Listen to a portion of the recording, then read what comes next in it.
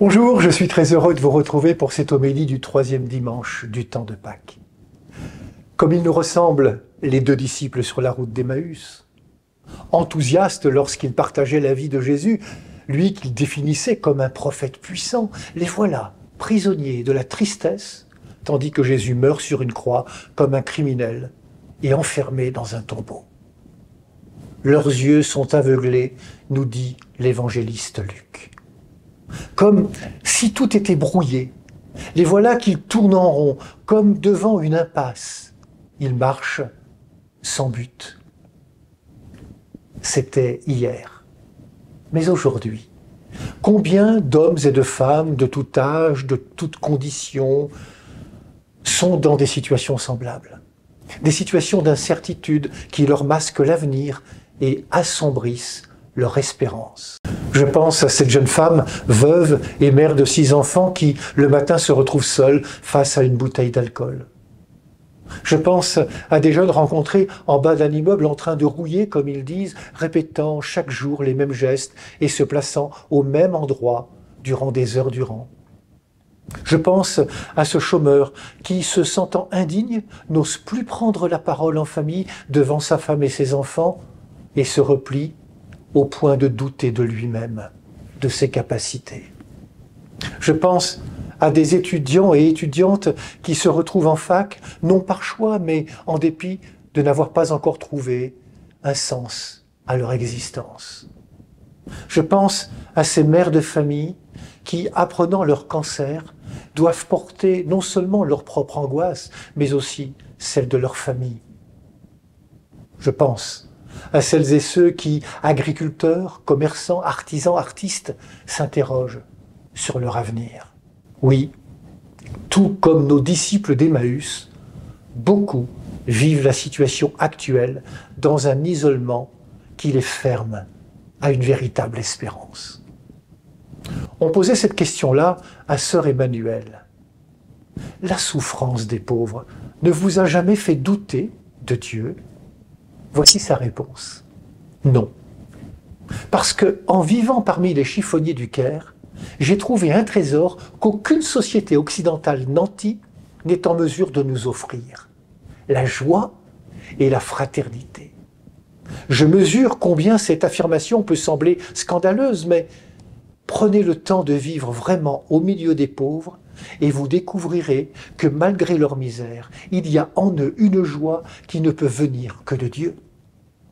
J'avais entendu des propos semblables de la bouche de René, un de mes confrères de la Croix-Rousse, aujourd'hui décédé, qui partageait la vie des rencontres fraternelles, un lieu où pouvaient se côtoyer des personnes en fragilité sans être jugées, mais écoutées et respectées. Prenez le temps de vivre au milieu des pauvres, disait sœur Emmanuelle. Cela n'est pas donné à tous, mais vivre au milieu des autres, cela nous est possible. Vivre ainsi, c'est le choix de Dieu, par Jésus. Il vient rejoindre les hommes et les femmes au cœur de leurs préoccupations. Il vient les rejoindre pour faire route avec eux. Mais plus encore, il les écoute, entre en dialogue et célèbre l'Eucharistie avec eux. Il vient casser leur isolement en les ouvrant à eux-mêmes et à l'amour infini du Père. Mais il ne vient pas en apportant des solutions toutes faites. Il ne vient pas remplir le caddie de leurs manques et de leurs insuffisances. Il ne les considère pas comme des consommateurs. Il vient les interpeller pour ouvrir leur cœur blessé tout en respectant leur dignité. Il vient au cœur de leur vie et leur offre les moyens de s'épanouir dans leur humanité. Il les prend comme ils sont, il ne les juge pas, il chemine avec eux. Et en cheminant avec eux, il ouvre leurs yeux.